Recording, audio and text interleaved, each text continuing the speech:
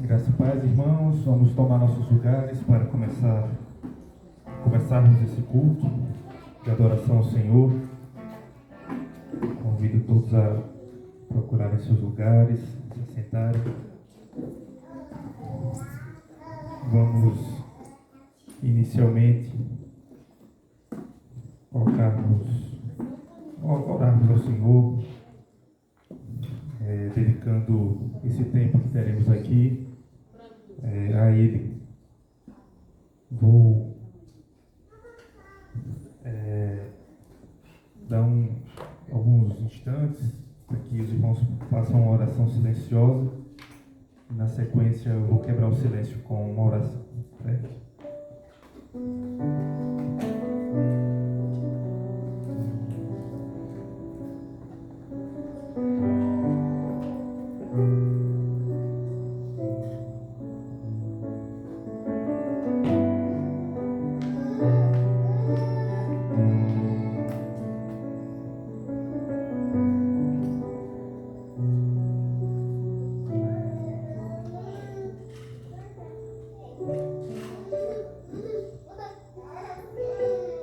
Senhor, em Tua presença, Pai, nos unimos nesta noite. Te adoramos, te exaltamos, te bendizemos, porque o Senhor é o Deus Criador de todas as coisas, Deus único, poderoso, Criador, Pai, aquele que tem todo o poder, toda a autoridade, o Deus justo, o Deus amoroso, Pai, o Deus Salvador. Te adoramos, te agradecemos, porque reconhecemos, Pai, que somos criaturas, pecadores, somos homens, mulheres, falhos, Pai, e que fomos inimigos do Senhor. Mas te agradecemos, Pai, também reconhecendo a salvação que o Senhor mesmo concede a todos nós por meio do sangue de Jesus Cristo, vertido na cruz do Calvário. Somos gratos porque não somos merecedores desse amor. Somos gratos porque, apesar disso, o Senhor se entregou, Pai, voluntariamente na cruz do Calvário em favor de nós, quando éramos inimigos do Senhor. Por isso estamos aqui, Pai, nesta noite, para te adorar, para te exaltar, como queremos fazer por toda a eternidade, Pai. Te adorar, te exaltar, te engrandecer, porque Tu mereces, Pai. Não é nenhum homem, nenhuma ideologia neste mundo, mas só Tu, Senhor, merece toda adoração. Recebe o louvor nesta noite, recebe cada oração, Pai, recebe cada coração que esteja voltado a Te adorar. Em nome de Jesus nós oramos. Amém. Convido os irmãos a abrirem suas Bíblias no Salmo número 8.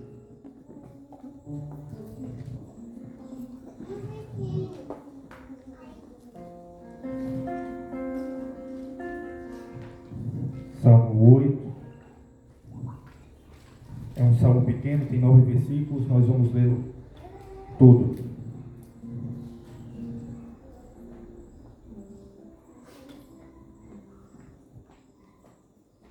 Ó Senhor, Senhor nosso, quão magnífico em toda a terra é o Teu nome, pois expuseste nos céus a Tua majestade. Da boca de pequeninos e crianças de peito suscitaste força, por causa dos Teus adversários, para fazeres emudecer o inimigo e o vingador. Quando contemplo os Teus céus, obra dos Teus dedos, e a lua e as estrelas que estabeleceste, que é o homem que dele te lembres, e o filho do homem que o visites. Fizeste-o, no entanto, por um pouco menor do que Deus, e de glória e de honra o coroaste. Deste-lhe domínio sobre as obras da tua mão, e sobre os teus pés tudo lhe puseste. Ovelhas e bois todos, e também os animais do campo, as aves do céu e os peixes do mar, e tudo que percorre as sendas dos mares. Ó Senhor, Senhor nosso, quão magnífico em toda a terra é o Teu nome. Aqui neste salmo, que os comentaristas colocam como o salmo de Davi, é interessante que ele reconhece que, embora o homem domine sobre animais, sobre a natureza, tudo isso pertence ao Senhor, foi Ele quem criou. E se nós pararmos para pensarmos nisso, às vezes a gente trabalha, exerce diversas atividades e pensa: isso aqui eu construí pela minha força, né? Isso aqui eu fiz, isso aqui eu tenho porque eu mereço. E na verdade é Deus que nos dá a graça, né, de ter algo. Muitas vezes tudo pertence a Ele, a nós só cabe administrar, mas tudo foi criado por Ele, tudo é dele, e por isso nós devemos reconhecer que tudo que temos recebemos dele. É isso. Então, nesta noite vamos adorar esse Deus que é o Criador e o verdadeiro dono de todas as coisas.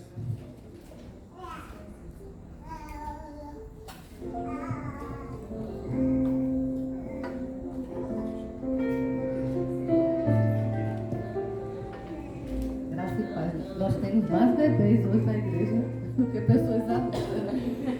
O salmo tem tudo a ver, né? Crianças que mamam suscitar de perfeito louvor. Vamos ficar em pé. Os adultos que podem ficar em pé, porque as crianças não vão ficar em pé, estão no colo.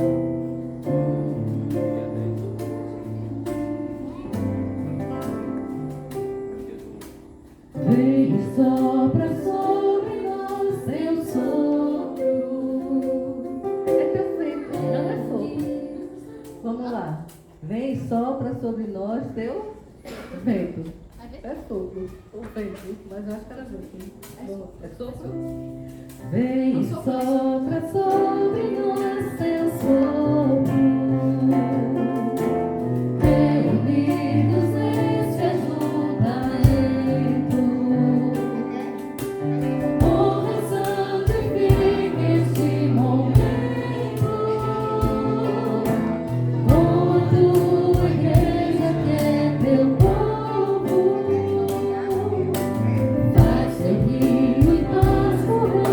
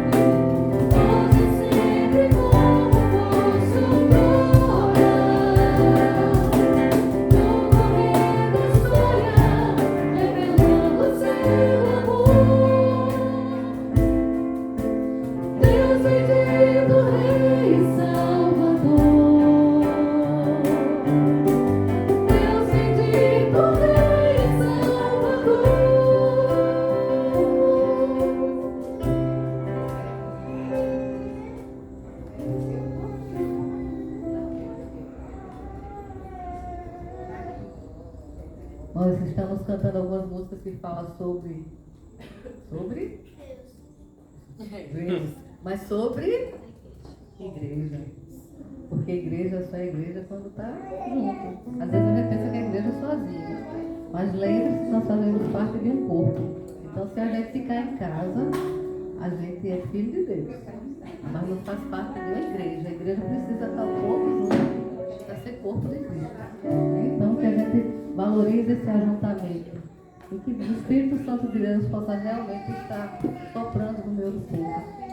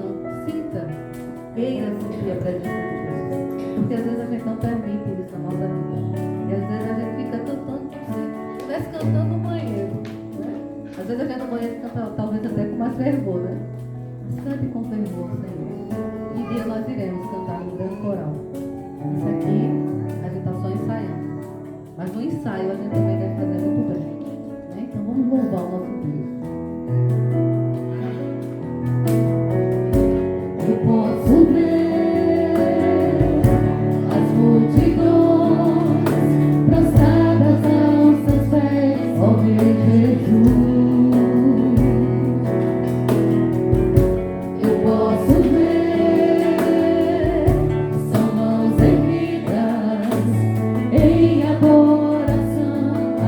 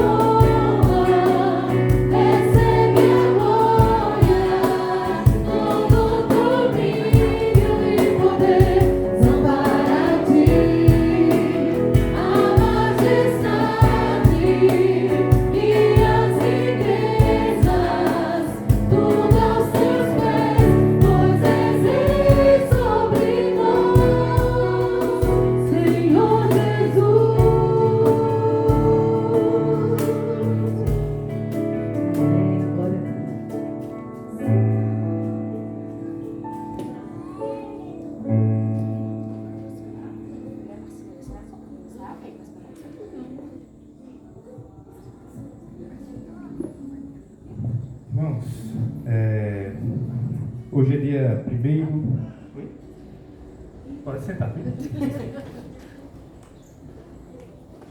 Hoje é dia 1º de janeiro de 2023. E às vezes a gente começa um ano planejando muitas coisas, buscando também um descanso, às vezes, quem tem férias nesse período, né? Às vezes tiramos um tempo para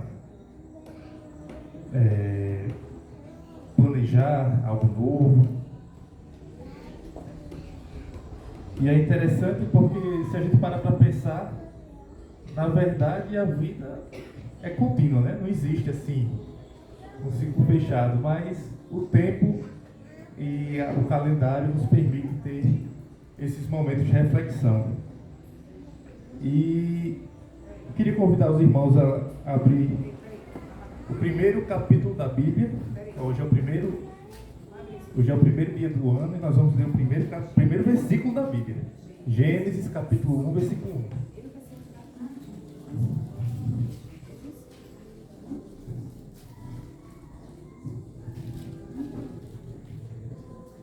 E nós vamos ler somente o versículo 1, que diz assim: No princípio criou Deus os céus e a terra. Eu queria que alguém, se pudesse, vou quebrar o protocolo, me respondesse aí. Que princípio é esse?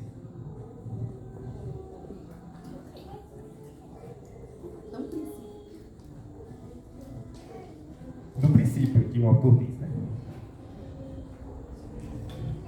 Voluntários? Princípio dos tempos. Início dos tempos. Início dos tempos. Valeu. É interessante nós lembrarmos, às vezes a gente pensa na criação do mundo como apenas a criação do planeta Terra, dos seres vivos, mas aqui o autor está nos revelando a criação do universo, a criação do nosso planeta, a criação, nos próximos versículos aqui ele vai falar da criação dos animais, do homem, mas antes de tudo, ou então ao mesmo tempo, aqui, Deus está criando o tempo. Deus é um Deus eterno e às vezes a gente fica muito preso ao tempo e a gente não consegue entender muito bem isso. Mas nós estamos dentro do tempo, nós vivemos ciclos, nós paramos no final do ano, no início de um ano, para pensar, refletir. Mas Deus está acima desse tempo. Ele é eterno, Ele criou o tempo. E o Criador do tempo, Ele é o capaz de mudar o nosso tempo. Às vezes a gente está num tempo difícil, às vezes a gente está num tempo bom. E Ele tem o controle de todas as coisas, até mesmo do tempo. Que a gente possa, nesse novo ano que se inicia, não pensar apenas que o tempo está passando e a gente vai pensar assim, poxa, às vezes a gente pensa assim, né? Eu estou mais velho, ou então, ainda estou muito novo. Mas Deus está acima disso tudo e Ele nos propõe uma eternidade com Ele. Algo que sequer podemos imaginar. Então, que a gente possa estar desejoso de falar: Senhor, me ajuda nesse tempo que tenho aqui. Eu possa aproveitar de forma que, desde já, eu possa viver essa eternidade que o Senhor tem nos proposto. Né? Que já desde agora, enquanto estamos presos ao tempo, possamos adorar aquele que é o Criador do tempo. Amém?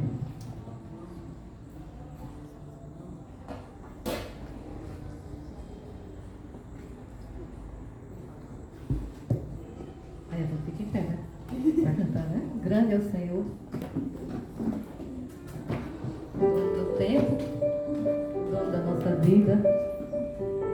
E que Ele seja mesmo, né? O dono do nosso tempo e da nossa vida. Porque às vezes a gente diz que Ele é dono e quando a gente menos espera, nós estamos controlando o nosso tempo, controlando a nossa vida e Deus deixa de ser dono rapidinho, né? A gente pensa que Ele deixa. Ele continua sendo dono. Mas a gente se engana, achando que é o dono de todas as coisas.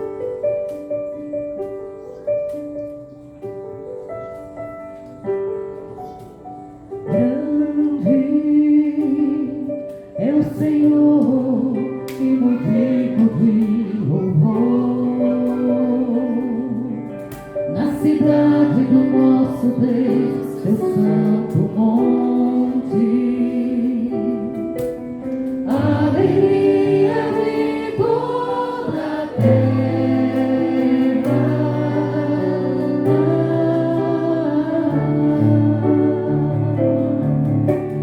Grande é o Senhor em quem nós temos a vitória e que nos ajuda contra o inimigo. Por isso diante dele nos prostramos.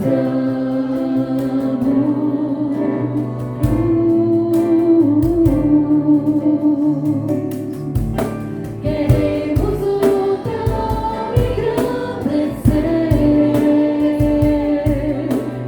e agradecer-te por tua obra em nossas vidas. Confiamos em teu infinito amor, pois só tu és o Deus eterno sobre toda a terra e céu.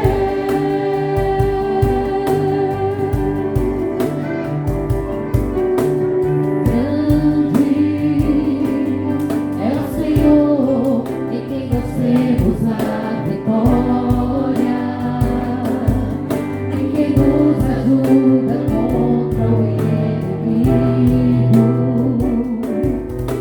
Por isso diante dele nos prostramos.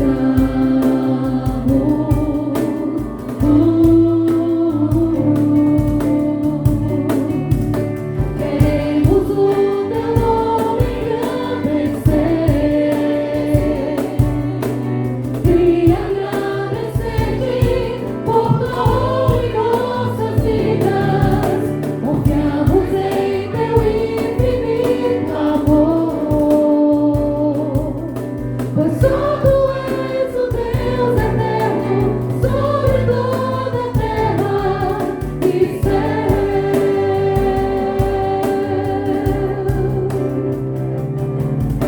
Queremos o teu nome engrandecer e agradecer-te por tua obra em nossas vidas. Confiamos em teu infinito amor, pois só tu és o Deus eterno sobre toda a terra e céu.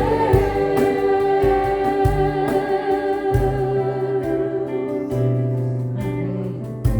Da vida melhor.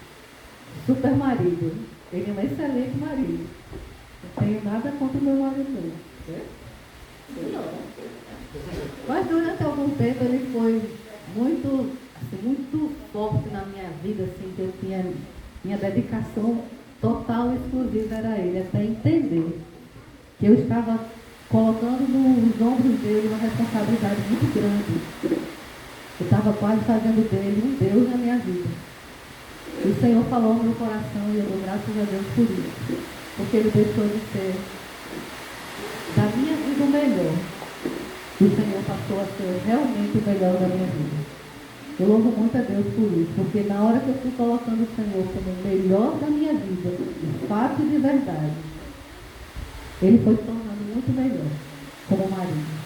Porque eu o vi não mais como aquele super crente, mas eu o vi como um pecador, assim como eu, que precisava da graça de Deus, precisava do amor de Deus.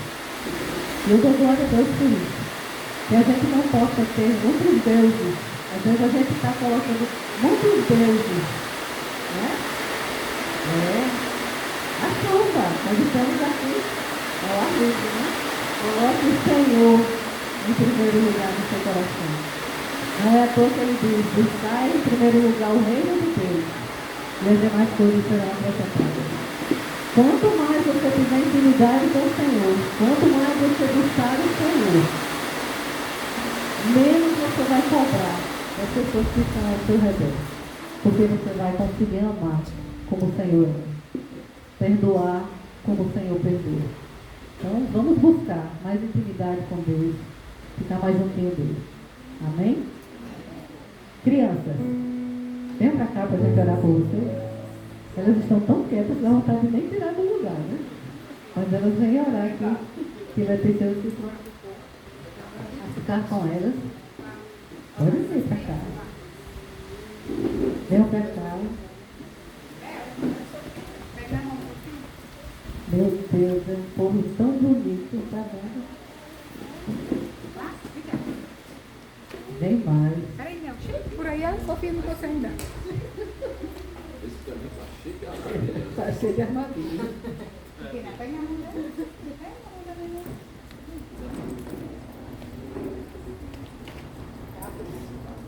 Tem um que está dormindo e tem um que está na barriga, né? Olha que coisa linda. A gente orou tanto por criança, né? Eu continuo orando. Deus abençoe, continue assim. Por favor.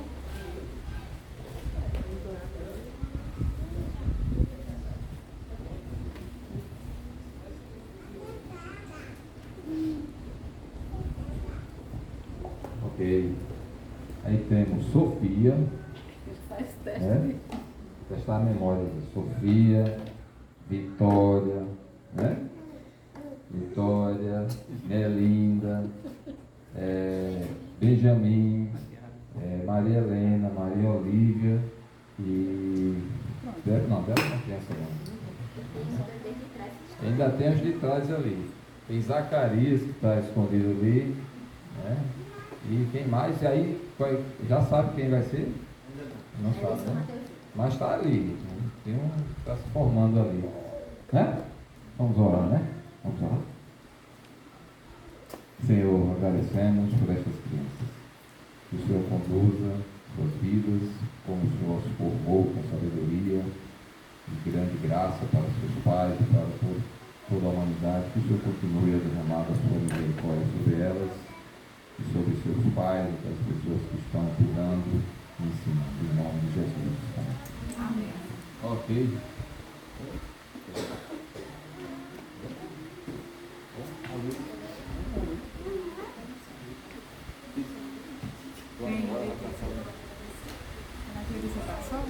Você vai ou mesmo?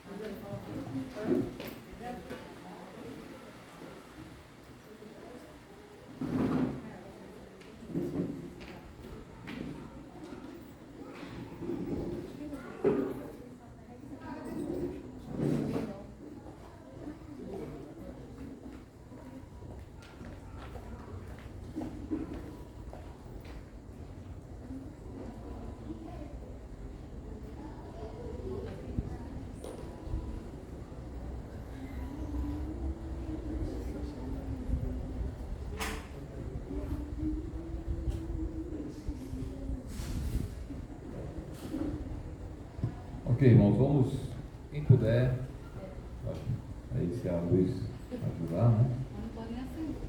Não tem problema, eu leio os versículos aqui, é o Salmo 100. Vamos fazer uma leitura nesse salmo hoje. E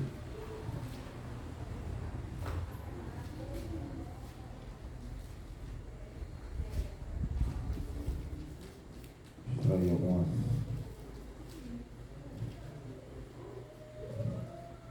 observações rápidas aqui, aproveitar esses minutos que nós temos.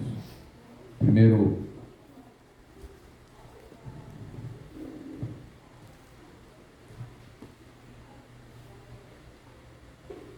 primeiro verso do Salmo diz assim: celebrai com júbilo ao Senhor todas as terras.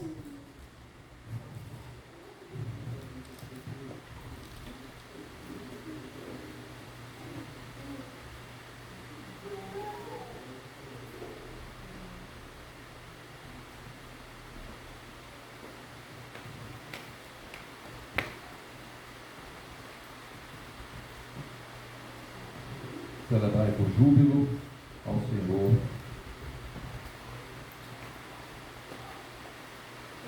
todas as terras, e servi ao Senhor com alegria das dores, apresentai-vos diante dele com cântico, sabei que o Senhor é Deus, foi ele quem nos fez e dele somos o seu povo e rebanho do seu pastoreio. Entrai por suas portas com ações de graças e nos seus átrios com hinos de louvor. Rendei-lhe graças e bendizei-lhe o nome, porque o Senhor é bom, sua misericórdia dura para sempre, e de geração em geração a sua fidelidade. Isso é um salmo aí, cântico, na verdade, né? E você pode imaginar as pessoas na época, as pessoas viam longe lá de Jerusalém, chegando em Jerusalém, para ver aquele grande templo, e eles se alegravam, né, se esforçavam, porque Deus havia determinado que eles participassem de alguns cultos, né, tinham de vir de longe, e eles vinham, se juntavam ali no templo, e quando chegava lá para entrar na área do templo, nos átrios, né, ali naquela região externa, e depois adentrava ali, e ali eles cantavam jubilosamente, né, com muita alegria e de uma forma bem... Às vezes a gente não tem noção do que isso significa, até porque às vezes num grupo pequeno a gente não tenha aquela sensação grande, daquela emoção de um volume de vozes, muitas vozes cantando e louvando ao Senhor com muitos instrumentos e tudo, e aquilo acaba proporcionando aquele estímulo na nossa própria emoção, né, para fazer isso com mais intensidade. Então a ideia do salmista é realmente trazer isso para todos nós. E ele faz uma espécie de conclamação para todas as pessoas que celebrem ao Senhor, né? E o curioso aqui é chamar a atenção de algumas coisas. Tem vários aspectos para serem vistos, mas eu vou chamar a atenção de algumas coisas, né? Ele diz aqui, apesar de ser um judeu falando, um judeu que está chamando o povo para a adoração, para celebrar ao Senhor, não é simplesmente um momento de alegria entre as pessoas. Às vezes nesses períodos de festas, né, de final de ano, de Natal, a gente reúne as famílias, os familiares, né, os parentes, tem aquele momento de alegria, faz brincadeiras e refeição juntos, etc. E tem uma certa celebração ali. E as pessoas têm alegria em fazer aquilo, em lembrar e de se encontrar novamente com parentes que há muito tempo não via, né? E tem aquela alegria. Mas aqui a intenção é dizer assim, você não vai simplesmente celebrar a harmonia da família, o reencontro com familiares que você já fazia muito tempo que não encontrava, lembrar velhos tempos, mas aqui está dizendo, você vai celebrar ao Senhor. Você vai cantar louvores, você vai ficar alegre pelo Senhor, simplesmente pelo Senhor.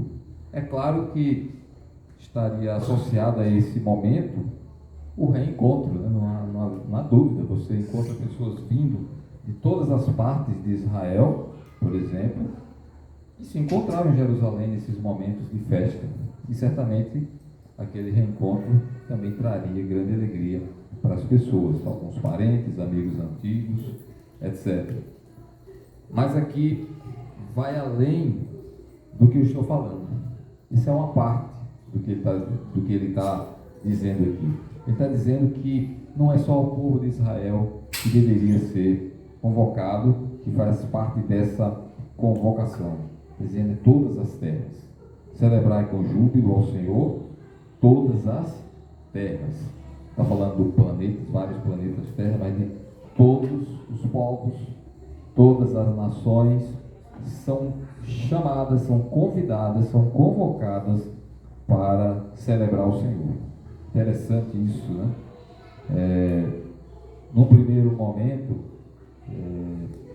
nós temos Israel sendo aquela nação formada por Deus, que tinha o propósito de realmente ser esse modelo de celebração, de adoração, de culto a Deus, e que isso deveria reverberar ou repercutir em todas as nações. Todos os povos deveriam ser atingidos por essas celebrações, por esses cultos, pela alegria do povo de Israel. Eles seriam aqueles arautos ou os grandes mensageiros de Deus para o mundo todo. Essa era a responsabilidade de Israel no primeiro momento. E eu não tenho dúvida de que está em vista aqui pelo salmista esse cuidado de Deus de colocar Israel como sendo aquele que seria o propagador de toda a mensagem de Deus para o mundo, para todo o mundo, né? Agora, ao longo da história, a gente percebe que, apesar de Israel ter tentado ou feito algumas coisas, né, para isso, e Deus moveu a história de tal modo que em alguns momentos os estrangeiros eram alcançados, eram atingidos pela mensagem de Deus, pelo poder de Deus.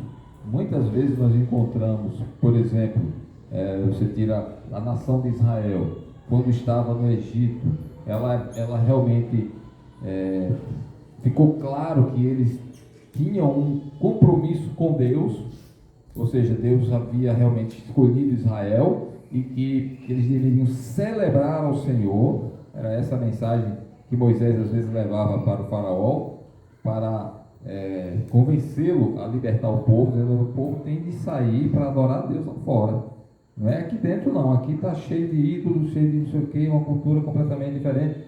Esse povo tem de ir, porque o Senhor, aí fala, quando fala o Senhor, ele está se referindo ao nome de Deus, aquele nome que o Senhor manifestou a Moisés. Yahvé, a pronúncia, cada um diz de um jeito, outros diz Jeová, outros diz Yahvé, Iá, né? Tem vários pronúncias, mas o fato é que está falando é o Senhor, ao Deus de Israel, para fazer uma distinção muito clara que realmente dos demais deuses que eram adorados no Egito, nesse exemplo que eu estou colocando aqui. Então ficava claro que era Deus, o Senhor, o único Deus que Israel adorava, e ali aquelas demonstrações realizadas por meio de Moisés fica provado diante do Egito, né, perante o povo de Israel, que o Senhor é o único Deus e que Ele é poderoso para fazer qualquer coisa que Ele quiser. Então, os deuses, os ídolos, né, que eram adotados pelo Egito, não conseguiram conter o propósito de Deus. Deus estabeleceu o propósito de libertar o povo por meio de Moisés, e assim o fez com provas contundentes contra exatamente os elementos que estavam associados aos ídolos do Egito. Olha só, então, de uma certa forma, mesmo não tendo Israel, que era um povo duro, um povo difícil ali, feito isso de forma voluntária, de coração, mostrar assim, olha, o Senhor vai nos libertar. Precisou de só Moisés que teve coragem de ir lá com Arão, né, para Faraó. O povo simplesmente ficava lá meio perdido, precisava daquela liderança. Então, mesmo não sendo o povo como nação pronta ali para dizer assim, Deus vai realmente nos libertar, Moisés é que foi levado para fazer isso. E mesmo não sendo o povo, Deus fez valer o seu propósito, aquilo que ele disse que ia fazer, ele fez. A humilhação que ele disse que ia fazer em relação aos deuses do Egito, ele fez. Então fica demonstrado no meio da nação egípcia, que é uma estrangeira, isso aí. Essa mesma coisa também aconteceu no período, quando o povo já sai do Egito e já caminha pelo deserto e começa a se aproximar das terras. Deus havia dito que ele seria deles e eles deveriam conquistar, e algumas dessas pessoas já tinham essa noção e eles associavam as vitórias que aquela nação que antes oprimida no Egito já andava pelo deserto e agora estava conquistando coisas milagrosamente, porque no deserto não tinha nada. Deus sustentou aquele povo no deserto e foi conquistando as coisas lá, os espaços. Então, os povos que já observavam que o povo de Israel já vinha em sua direção, já tinham essa noção. Deus de Israel, Israel está vindo. E eles já tinham uma noção de que eles associavam realmente essas vitórias, não propriamente ao povo, mas ao Deus daquele povo. Agora, muitas vezes o que estava em jogo não era o povo em si, mas o Deus daquele povo. E às vezes havia aquela disputa entre os deuses, né? Algumas vezes os inimigos avançavam ou ameaçavam, dizendo assim: ora, eu já conquistei povos tais, e o vosso Deus, quem é o vosso Deus para impedir que eu faça isso, né? Então, eles sempre tinham essa associação, que não era exatamente o povo, mas a batalha estava no âmbito da divindade que eles adotavam, que eles adoravam. Mas aqui, durante essa história, muitos povos já identificavam que o Deus de Israel era um Deus imbatível, ninguém conseguia vencer, porque quando o povo avançava sob as ordens de Deus e estavam realmente tementes a Deus e observando os mandamentos, eles não tinha ninguém que vencesse, por mais que fossem fortes as nações inimigas, mas eram imbatíveis. Agora, quando eles desobedeciam a Deus, aí não tinha jeito, realmente eles recebiam o açoite, e muitas vezes as nações inimigas ganhavam vantagem sobre eles. Então tudo depende do que Deus faz em relação ao povo, né? E naturalmente a fidelidade do povo que vai refletir aquilo que Deus vai fazer em relação a esse povo. Então Deus está sendo aqui chamando o povo, né, por meio do salmista, chamando não só Israel, mas todas as nações. Não existem outros deuses, só um Deus. Vocês adoram ídolos vãos, é uma adoração vã. Então venham celebrar ao Senhor. Então a ideia é que Israel não seria um elemento de guerra, de combater, de avançar e de ganhar a terra, simplesmente. Tinha a terra deles que eles deviam conquistar. Mas as outras nações eram para ser amigas nesse sentido, dizer assim: venham conclamar o Senhor, venham adorar o Senhor, venham celebrar o Senhor. Ele é o Senhor, é Deus. Naturalmente aqui, no primeiro verso ele ainda não dá o motivo, mas essa era uma função do povo de Israel no primeiro momento. No entanto, dadas as falhas inúmeras aí do povo,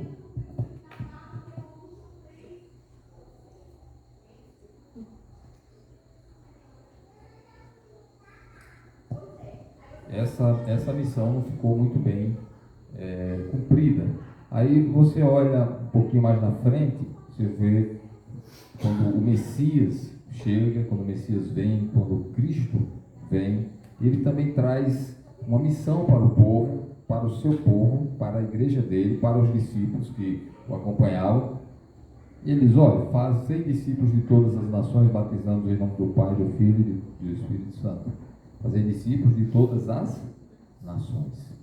Também tinha esse sentido de levar o Evangelho, as boas novas de salvação, de graça da parte de Deus, para todas as nações. Então, a igreja hoje tem esse papel também de levar essas boas novas a todos os povos. Então, esse celebrar com júbilo ao Senhor todas as terras é um convite que é feito por Deus por meio de Israel e também por meio da igreja no tempo atual. Tem um papel importante. E precisamos entender uma coisa: os propósitos de Deus nunca serão frustrados. Isso vai ser cumprido. O que a diferença vai ser em quem vai participar disso ou não. Mas que vai ser feito, vai. Eu lembro agora da história de Moisés mesmo, né? Que Moisés foi chamado por Deus. E assim: você vai fazer isso, vai falar com o faraó, você vai libertar o povo, assim, assado. Aí Moisés, a gente conhece a história, tem várias coisas que ele fala. Ele coloca vários empecilhos.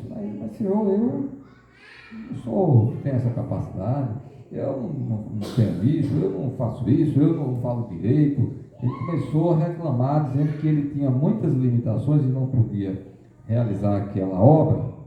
E aí Deus acabou se chateando com ele e acabou que ele chegou um momento que até que ele não disse: eu sou gago, sei lá, eu sou pesado, não vou falar. Quer dizer, homem, tá bom, pare de ficar reclamando aí, e a sua voz vai ser Arão.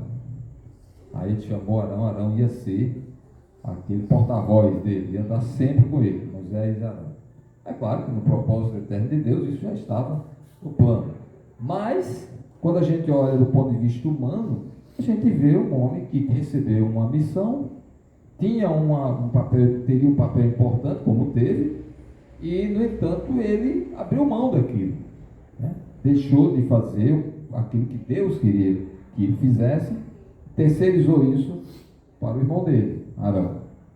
Ele perdeu de uma bênção ali, vamos dizer, de ser realmente, completamente um instrumento de Deus.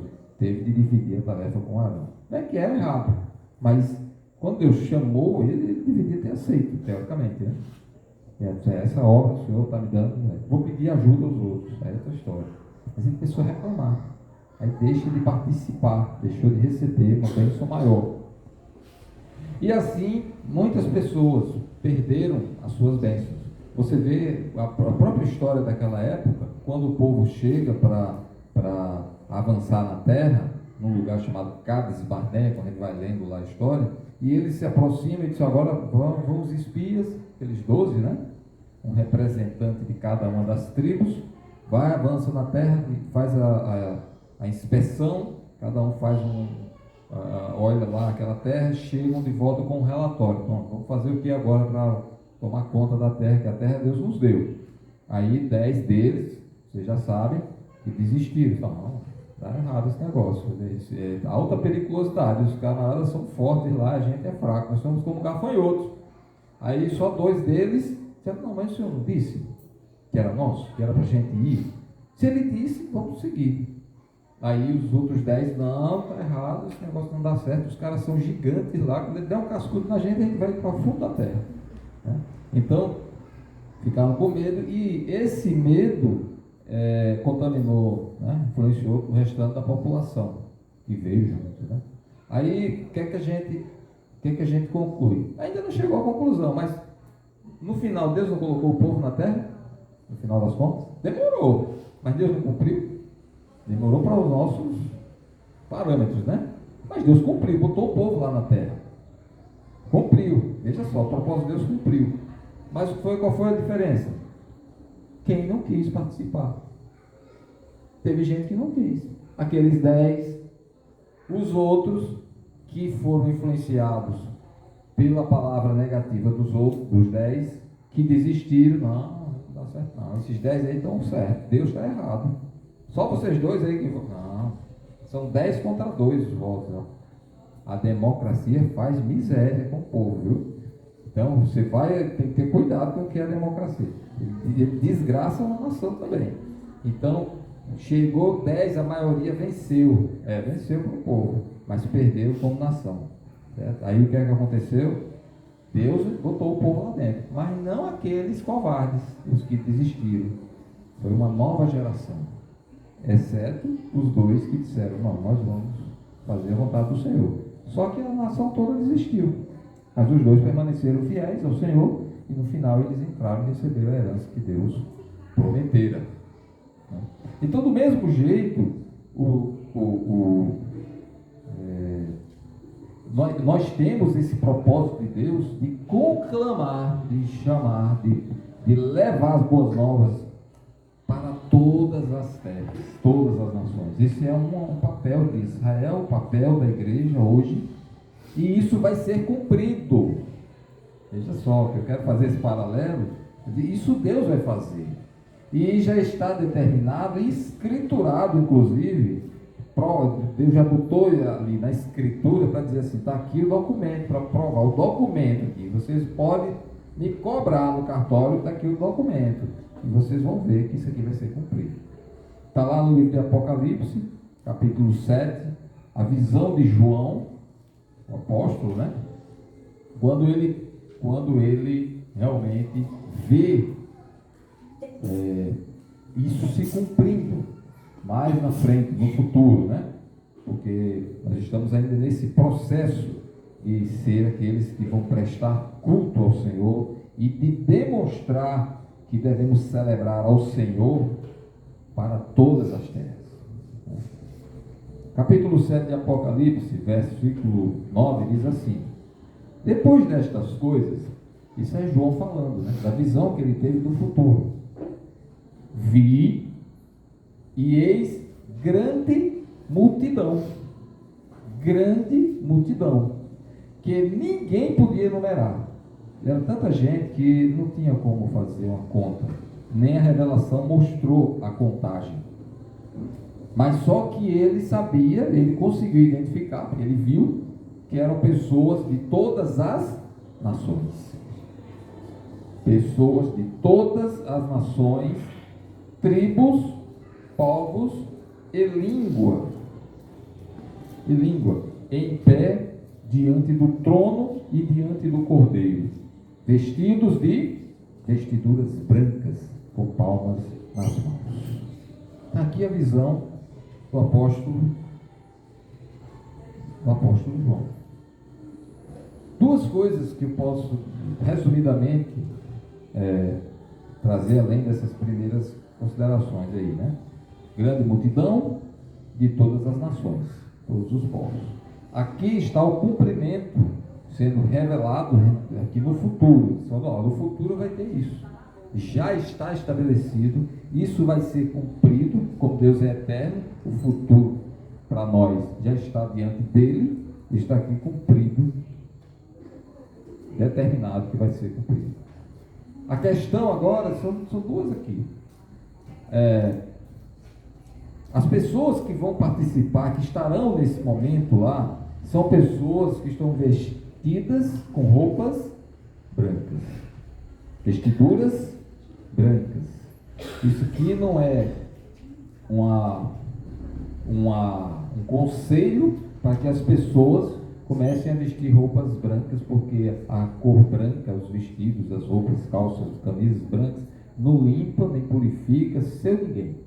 Certo? Isso aí não vamos querer agora deixar de entender o que a Bíblia está mostrando aqui.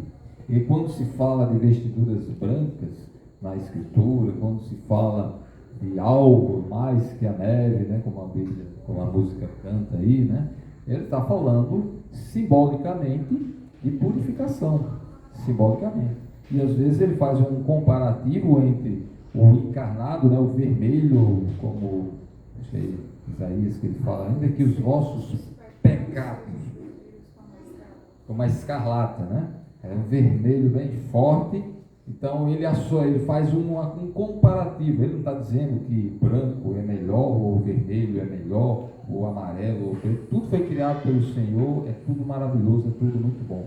Ele está fazendo uma simbologia, uma comparação. Ele compara o pecado com o vermelho e compara o branco com a purificação que é feita. Então, olha só, se você tem um vermelho tão forte aqui, ele pode ser forte, difícil de se limpar, de estar com aquela mancha vermelha lá, é muito difícil, e ainda que seja desse jeito, ele pode se tornar branco como a neve. Ele pode se tornar purificado. E isso tem nada a ver com a cor, entenda isso. Não tem nada a ver com a cor, é só um símbolo, um exemplo que ele está dando. O vermelho é bom, o verde, o preto, o amarelo, tudo que Deus criou é bom. Está fazendo uma comparação.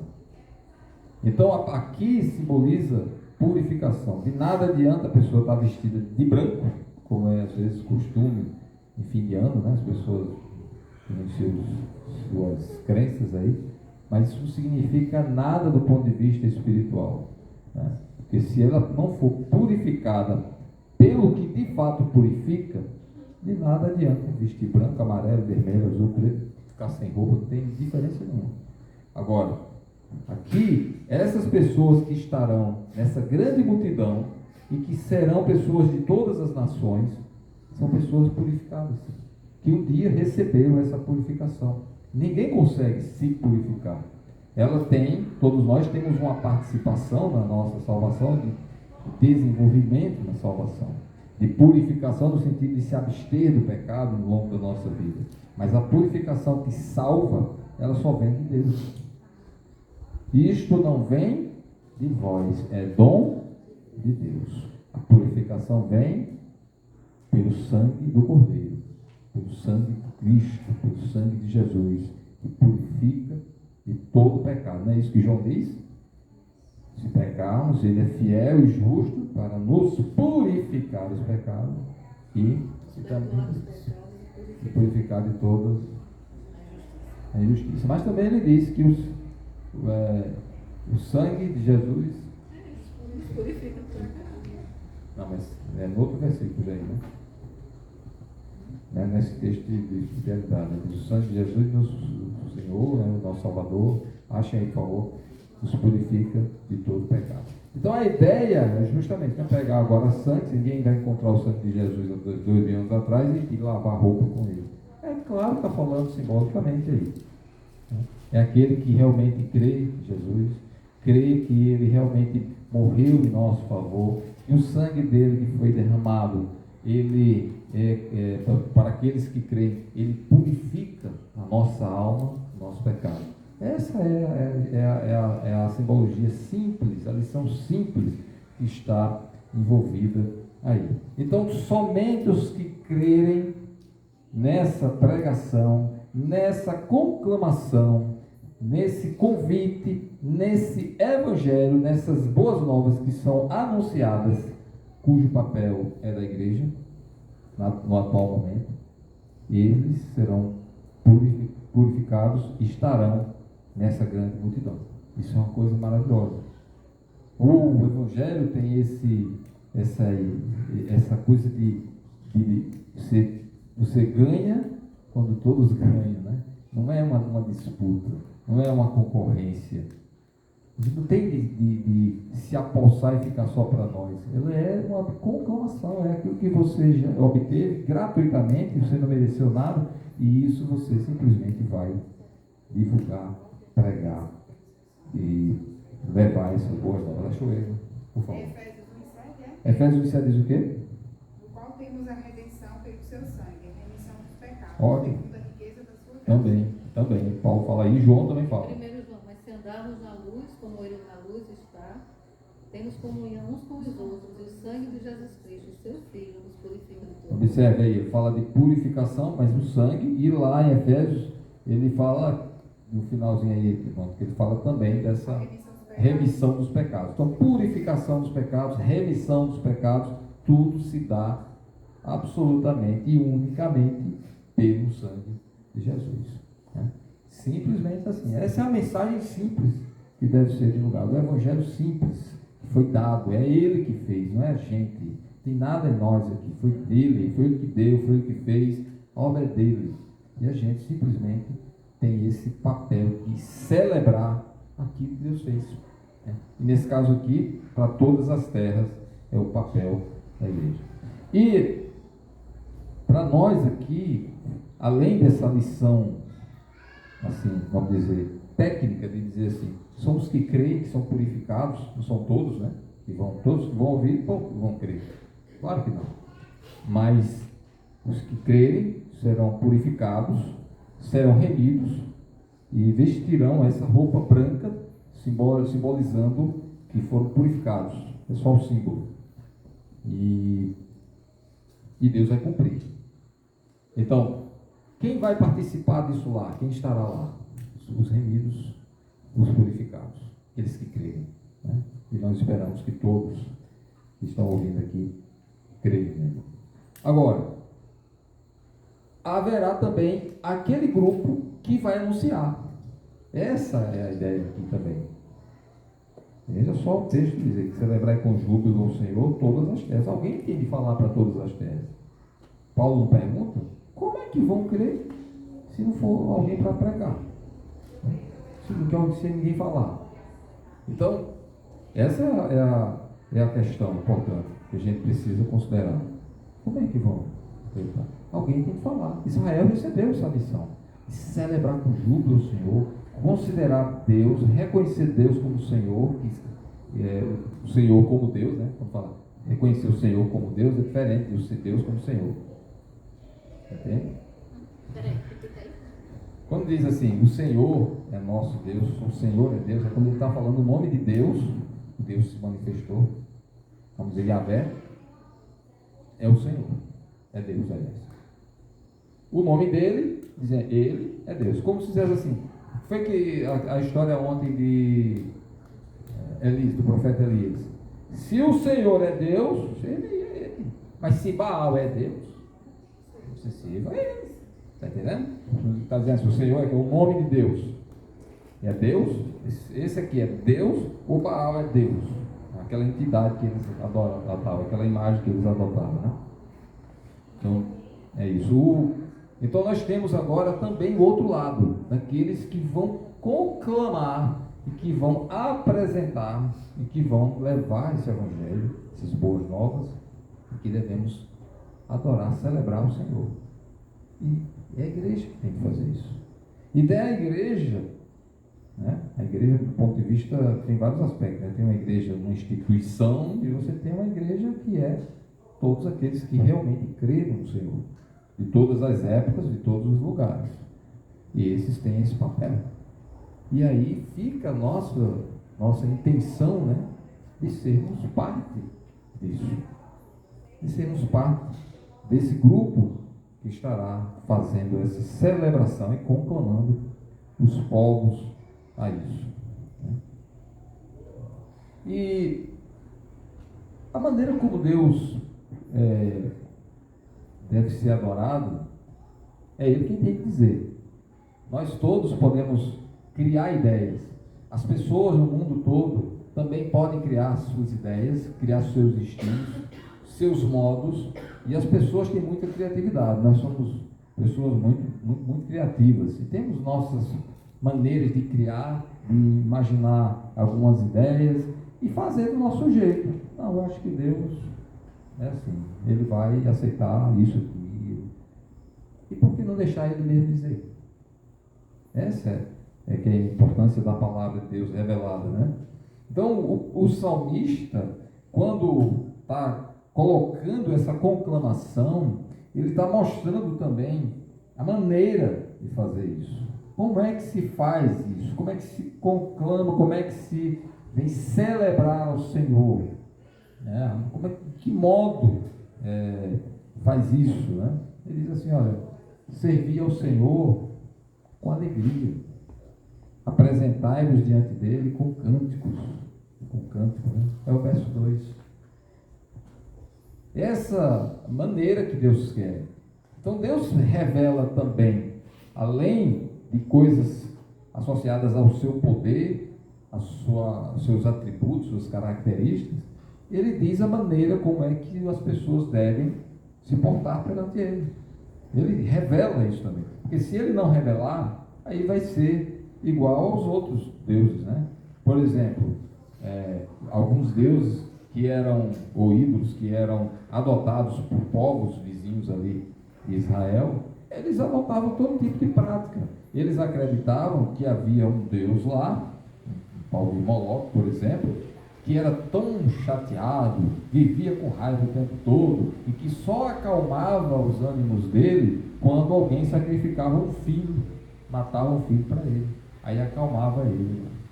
Então alguns sacrificavam seus filhos, e os próprios israelitas entraram nisso, mesmo tendo na sua história uma demonstração que era passada de pai para filho e documentada por os livros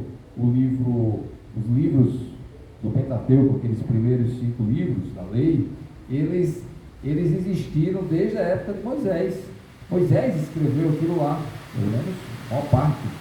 Então esses livros já existiam e eles já eram divulgados e utilizados para o ensino do povo, dos pais, para que pudessem ensinar seus filhos. É bem verdade, devemos admitir que havia uma dificuldade que hoje nós não temos, que é, por exemplo, como replicar ou duplicar ou tirar cópia desse material. Isso era bem mais difícil. Então, havia uma prática, uma cultura muito forte de ensinar de manhã, de tarde, de noite, o tempo todo você tinha de ficar ensinando a criança, por exemplo, né, o tempo todo ali. E a leitura era feita também, naqueles lugares onde eles se reuniam. E a leitura, relia, estavam memorizados, eles anotavam os versículos, né, ficavam no pulso, né, ficavam na testa, eles anotavam em alguns pontos até do próprio corpo, né, em algumas plaquetinhas, algumas coisas assim, dentro da casa. Eles tinham tudo isso para não esquecer, e era ensinado. Então esse ensinamento também foi passado. Então, de tal forma que muita gente sabia de cor muita coisa. Não era difícil isso, porque eles eram treinados nesse sentido, né? Então, com o tempo, esse povo acabou esquecendo essas coisas, ou se desligando, ou achando melhor outra coisa, por alguns motivos que talvez fossem mais interessantes socialmente, porque era casado com um estrangeiro, aí você não queria magoar a mulher, e então adotava a prática que ela trazia de fora, e etc. Né? Muitos motivos havia. E eles faziam isso. Então ele diz, olha, você tem que servir ao Senhor com alegria.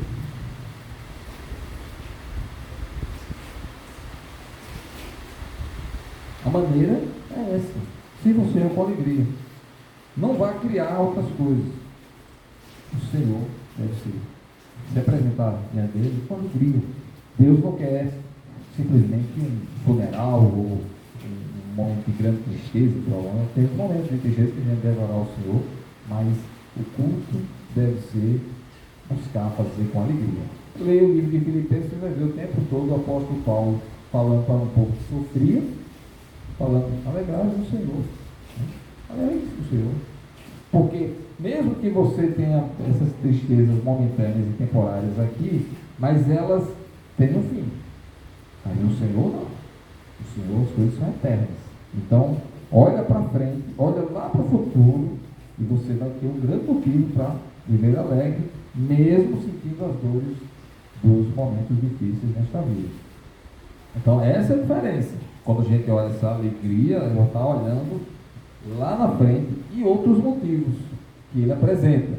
Mas antes de a gente ver esses motivos, a gente precisa ver que Deus quer que o homem se apresente, sirvam com alegria.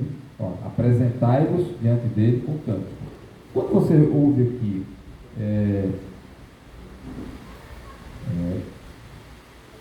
essa expressão, mas antes deixe-me trazer só um versículo aqui para dar um reforço, está lá em Colossenses capítulo 3, o apóstolo Paulo traz alguns exemplos de conduta para nós que realmente demonstram um modelo de serviço também, um exemplo, né?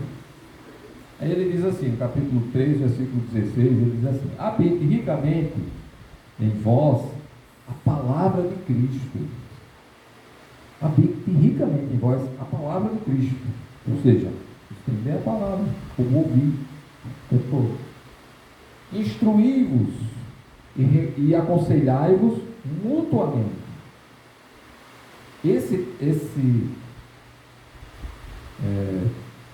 Também mais uma outra instrução, né? De ter instrução e aconselhamento mútuo em toda a sabedoria, louvando a Deus com salmos, hinos e cânticos espirituais, com gratidão em vosso coração. Esse é um contexto aí do capítulo 3. Ele traz muitos assuntos. E ele começa aí no versículo 16 falando assim: olha, a palavra de Cristo tem que estar aí no seu coração o tempo todo. E ela é a referência para as suas instruções. Você não pode criar os seus próprios conselhos. Os seus conselhos, a sua instrução, e inclusive para os seus irmãos, para os seus semelhantes ali, tem de estar fundamentado ou fundamentados na palavra de Cristo. Não ficar criando coisa, tem que estar fundamentado na palavra de Cristo, né? Agora ele fala: louva o Senhor. Louvar é bem dizer ao Senhor, falar bem do Senhor. E ele diz a maneira: tem salmos, tem hinos e cânticos. Então o culto a Deus, ele deve ser completamente permeado, né? Tem um rio ali passando nesse culto, né?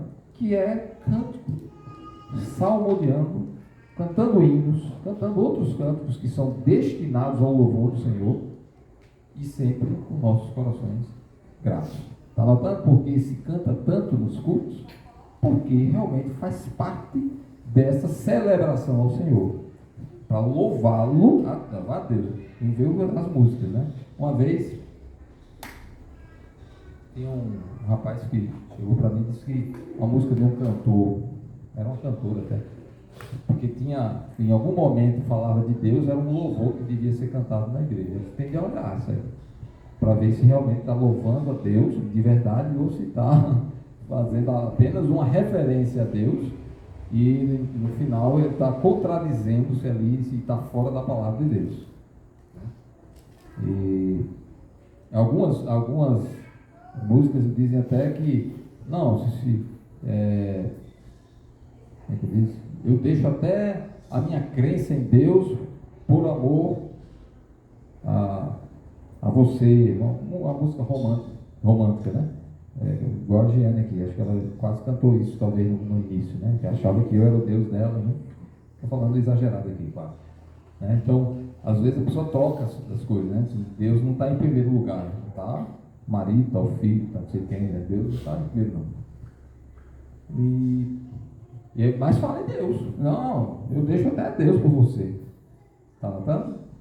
Não é um risco isso?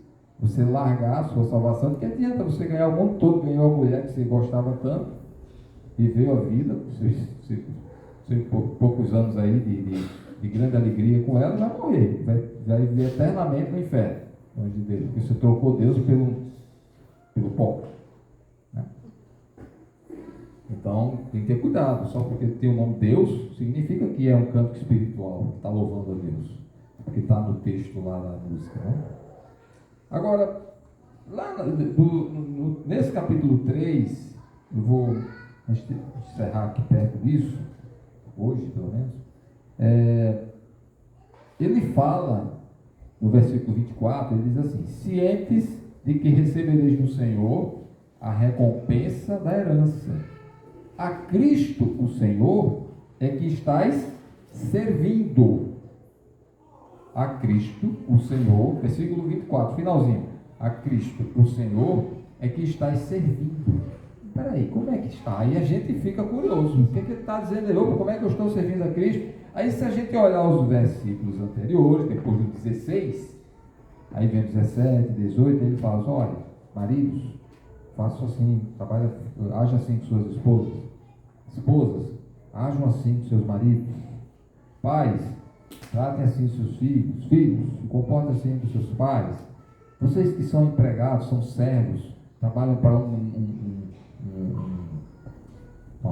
outra pessoa, pode ser servo mesmo, né? Naquela época a escravidão existia, pode ser um escravo mesmo, né? Trate assim o seu patrão, trate dessa forma, e os patrões tratem assim os seus empregados, os seus escravos. Ele traça perfis de comportamento nas relações sociais, dentro de casa, né? O marido, a família, ali, com a maneira como deve agir, e também lá fora, no trabalho, como deve ser esse comportamento. Se você se comporta desse jeito, sabendo que você está fazendo como ao Senhor, na hora que você está trabalhando, e o seu trabalho está sendo feito lá, e você diz, não, esse chefe é tão ruim, é tão chato, eu não vou fazer esse negócio bem feito, não, deixar para lá. Eu disse, não faça desse jeito, faça como se estivesse fazendo ao Senhor. Olha só qual a dificuldade. Então, já muda a maneira de você se comportar na sociedade. Mas essa mulher é tão chata, ela não sei o quê. Ame a sua mulher, rapaz. Difícil, mas a mulher é chata demais. Ame essa bendita. Né?